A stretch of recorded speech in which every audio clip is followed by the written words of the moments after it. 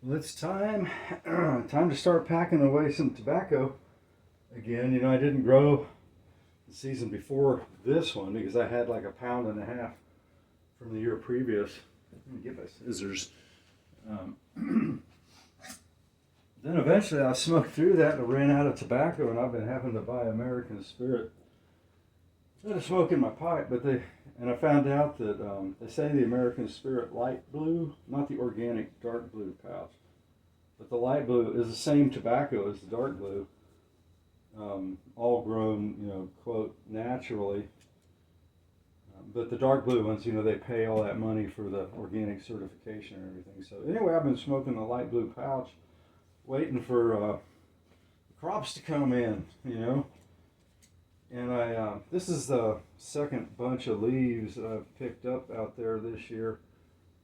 And these, I picked out, I guess, probably 6 weeks ago. Pulled these leaves off. And this, I had done a lot of different things with trying to like crush the veins and do things to try to make them dry out more evenly. And this one, I didn't do any of that. I did this box technique, the box and the paper towel technique for drying those things out slowly, as if they were living in a humidor down in Cuba or something. And so I stuck them in this jar, and they were still tiny bit moist, but a little on the dry side. I did stick a piece of, it was like a piece of bread in there to kind of soften up, so it's still got that soft, leathery, and it smell. Mm. Yeah, a little bit of that ammonia taste, smell, and you're always going to get little spots. It's weird because they call it a fermenting process. It takes a little bit of moisture. They call it fermenting, which basically, it's kind of like fermenting anything. You're turning sugars to alcohol, kind of rotting it, but you'll still get a little spot of some other molds on those leaves sometimes that'll be pretty aggressive, and a little part of the leaf they'll just eat up the cells, and they'll just kind of crumble apart. But I ought to save all these little drippings here. I haven't smoked any of this. It's if you smoke it like before it's cured out, it it still has a lot of the plant sugars in there. So I guess they call it a fermenting process, and I guess those plant sugars turn into alcohol. They call it fermenting, and I do know that, and I'll repeat that. I always like to repeat this: the sugar content in the plant determines its. Yeah, go ahead. All right. It sounds like dinner's ready, but yeah, the sugar content in the plants, or the tobaccos, the various tobacco products, corresponded with the cancer rates with those various tobaccos. And for instance, some of those sweet pipe tobaccos,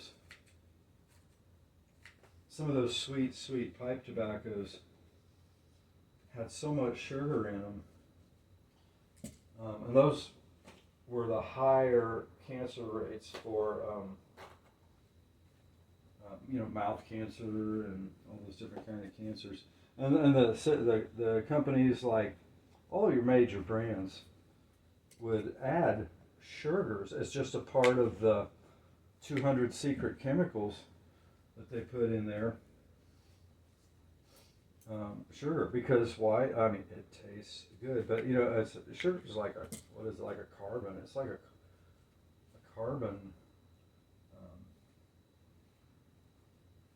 type thing.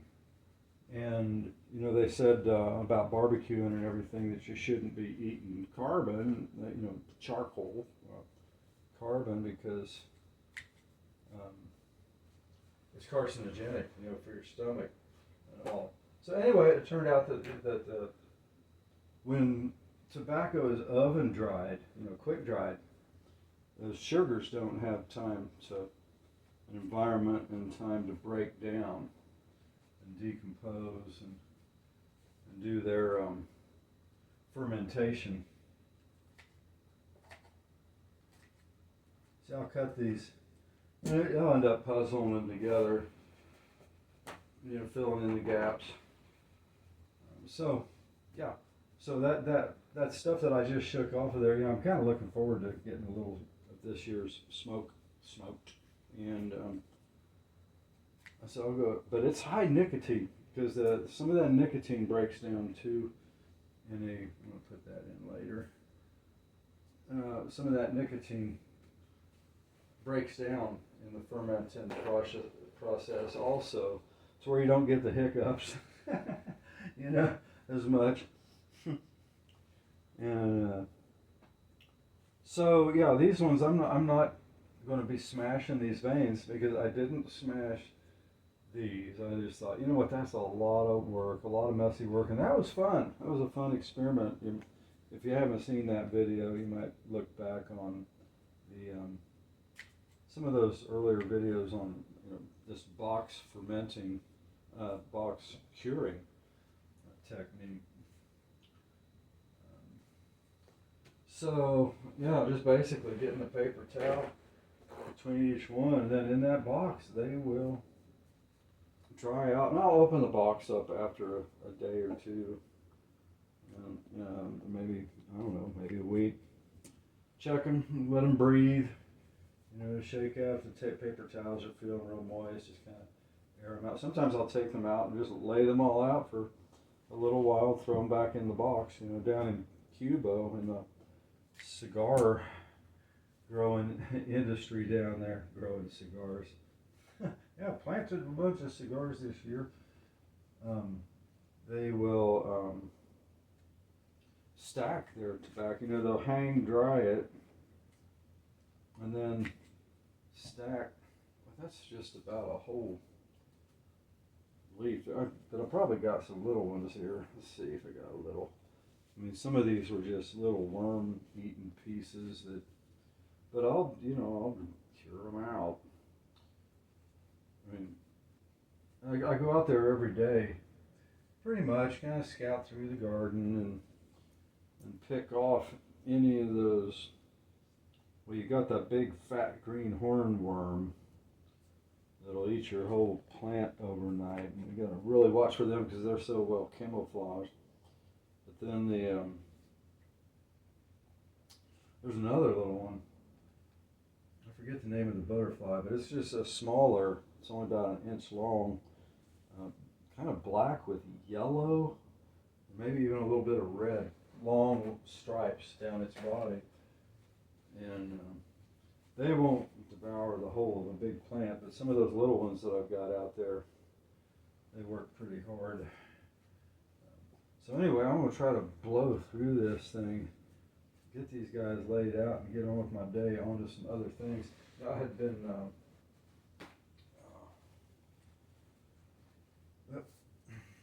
been thinking I might move from this location where I live, and then I had been moving some things into storage, and kind of got behind on doing any of these videos, keeping up with this tobacco crop, because I know there's a few people out there that like to compare notes, techniques and all that good stuff. I've heard some pretty neat stuff in the comments, some of which I haven't done.